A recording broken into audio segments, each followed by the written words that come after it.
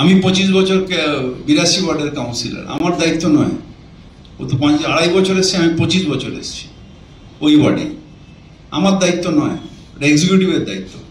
আইন কোথাও বলেনি কর্পোরেশনকে কেএমসি অ্যাক্টে যে আমাদের না স্যাংশন পাওয়ার আছে, না আটকানোর পাওয়ার আছে, নাকি আমার ইনফরমেশন দেওয়ার পাওয়ার আছে যদি আমি জানতে পারি। বিচারের একটা প্রক্রিয়া আছে, সেই প্রক্রিয়া চালাতে হবে।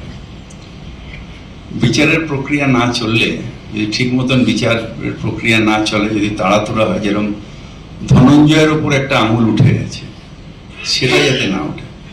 ফুল প্রুফ বিচার চাই, এবং ওর ফাঁসি হবেই, সেটা আমিও জানি, আপনিও জানি।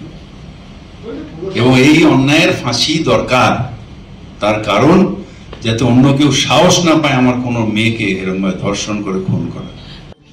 আপনি তো কোথায় আমি জানি না, কোন ডকুমেন্ট কি আছে, কোনো কেস হয়েছে, ডকুমেন্টটা কি? সুশান্তর সাথে কি বাকিবুল, তাকে আমি চিনিও না, কি আকিবুল বাকিবুল আমি চিনি, কিন্তু তার কোনো ডকুমেন্ট আছে যে জমি বিবাদ, কোনো জমি দুজনে মিলে কিনে এর হচ্ছে, কিছু আছে? না না, ও কোন জমিটা নিয়ে অভিযোগ করবে? সেটাকে নিয়ে কি হয়েছে? কে অ্যাডভান্স করেছে? বাকিবুল অ্যাডভান্স করেছে জমিটা? কে করেছে? তাহলে ওই জমিটা নিয়ে কিসের ডিসপিউট? যদি জমিটা গভর্নমেন্টের থাকে, তাহলে ল্যান্ড ডিপার্টমেন্টের দায়িত্ব হচ্ছে জমিটাকে রক্ষা করার। যদি ওই জমিটা প্রাইভেট কারোর হয়, তার যে মালিক, তার হচ্ছে রক্ষা করার। এই মাঝখানে আপনারা কোথা দিয়ে খুঁজে বার করেন কে গোষ্ঠী দ্বন্দ্ব ফন্দ্ব, কিছু বুঝতে পারি না।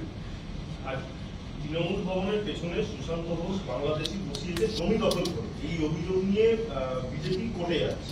যাক না, ওরা সব জায়গায় কোর্টে যাবে, মুখ থুবড়ে পড়বে। ছবি আছে, বাংলাদেশি বসিয়েছে। কিসের জন্য বসাবে বাংলাদেশ? ছেলেটাকে মারবার ধান্দা করে দিল, বিজেপি পারল না, আর এখন আকিবুল বাকিবুল টাকিবুল বাংলাদেশি সব অনেক গল্প বেরোবে। ক্রিমিনাল ক্রিমিনালকে যে সাহায্য করবে সেও ক্রিমিনাল।